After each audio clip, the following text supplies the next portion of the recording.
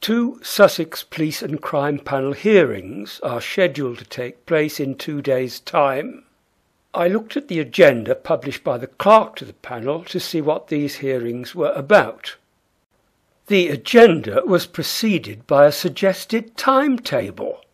There was to be a public meeting comprising perhaps 15 minutes of preliminaries, followed by a 40-minute confirmation hearing for the appointment of the Police and Crime Commissioner's Chief Executive Officer, interrupted by what could be a private meeting designated a recess, and ending with a 45-minute confirmation hearing for the appointment of the Police and Crime Commissioner's Chief Finance Officer.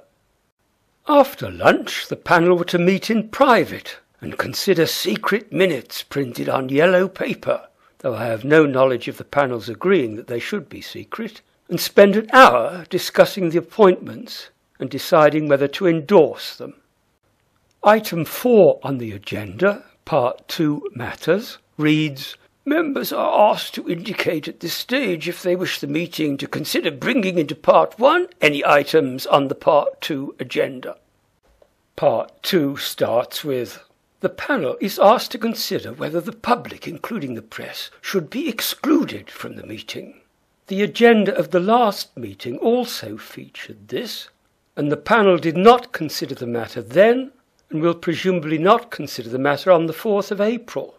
Part 2 will remain the province of panellists and the bureaucrats shepherding them, who on their website continue to tell the sheep that employ them that the panel ensures transparency. I decided to watch the webcast to see if anyone risked delaying lunch by extending the 15 minutes allotted to the first 5 agenda items through trying to have Part 2 items included. The panellists are warned off rocking the boat by phrases in Part 2 of the agenda. Item 7, minutes for members of the panel only, and unelected West Sussex bureaucrats, of course. Item 8 involves job application forms, which are for members of the panel only. Exempt, paragraph 1, information about individuals, might deter panellists from discussing them in Part 1. Item 9, also exempt, in the public interest, of course, and impossible to include in Part 1 anyway, unless Item 8 were included also. Presumably, paragraph 1 is a curt reference to the first paragraph of Part 2 of the agenda. At this time, on this day, I was ready to watch the webcast. After half an hour of seeing this, I tried another computer with the same result. Some time later, I noticed a message at the side of the web page. Unable to see the hearing, instead I made a few notes from documents linked to the agenda and found who was to be interrogated at the hearing. From a document linked to agenda item 5, I discovered that the panel will try to have a pre-meeting prior to a confirmation hearing to provide members of the panel with an opportunity to consider the scope and thrust of their questioning at the hearing. The pre-meeting will be held in private and where possible will be attended by the clerk or a legal advisor and a senior HR advisor from the host authority. So the bureaucrats hope to hold a professionally supervised rehearsal before the public meeting. A document linked to item 6A said that a chief executive's post, £82,000 per year for a 37-hour week, had been advertised. The job description and person specification were drawn up by the Director of HR in Sussex Police with advice from the Commissioner. This Director of HR might or might not be Mrs. Fanthorpe. On the 13th of October 2011, at a time when the Metropolitan Police were being investigated for corruption yet again, a committee of Sussex Police Authority met to ask Sussex Police Director of Human Resources about gifts to Sussex Police. Mrs. Fanthorpe thought it nice that they were given chocolates and flowers by members of the public. So what we're looking at is quite small tokens of appreciation from grateful members of the public, people that feel they've had a particularly nice service. Bunches of flowers, the boxes of chocolates are not untypical.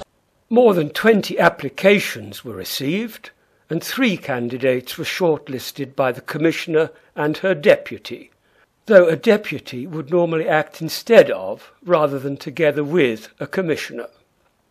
The interview panel comprised the Commissioner and her deputy and the Chief Executive from the Surrey Commissioner's office. Who conscripted the last of these is not stated. Following the assessment process, the Commissioner proposes to appoint Mr. Mark Streeter to the post of Chief Executive and Monitoring Officer for Sussex. He would presumably serve only in the Commissioner's office rather than for Sussex. Never having heard of Streeter, I looked for him on the web and hoped that I did not find him, as the only person I did find who might fill the bill would be most unsuitable. I'll return to that person in a moment. Agenda item 6B concerns a finance officer. The job was advertised. £77,000 per year for a 37-hour week attracted 8 applicants, of whom I think 3 were interviewed. Again, Sussex Police Director of HR provided guidelines.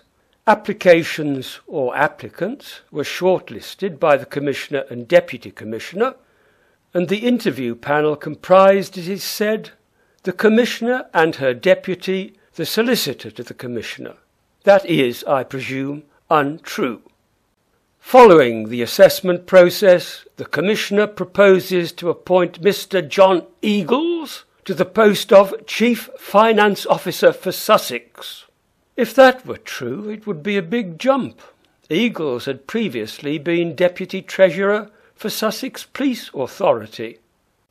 If the webcast appears, I hope not to see in it the Mark Streeter that I found on the web on a page published by the Metropolitan Police.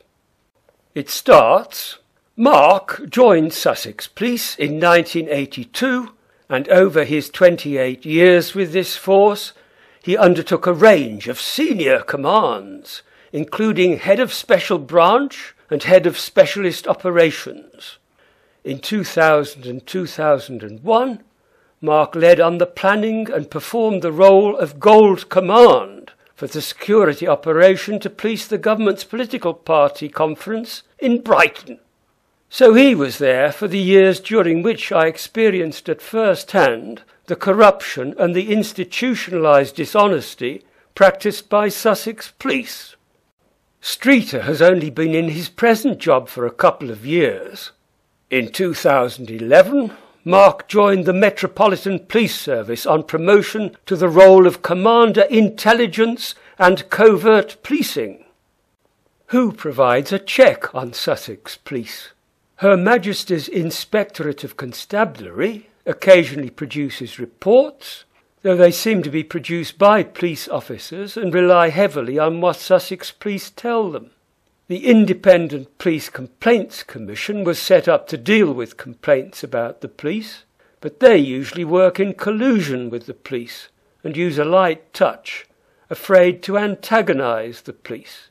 The IPCC was the subject of a recent panorama programme about the IPCC by reporter Mark Daly. 8 out of 9 of the IPCC's senior investigators and just under half of their deputies are former police officers. The result is a perception that it's the police investigating the police, and how can that be independent? The IPCC is stuffed with ex-police officers operating in the IPCC at the very highest levels. You do sometimes wonder whether or not their canteen feels like a police canteen. It's almost like an old boys club.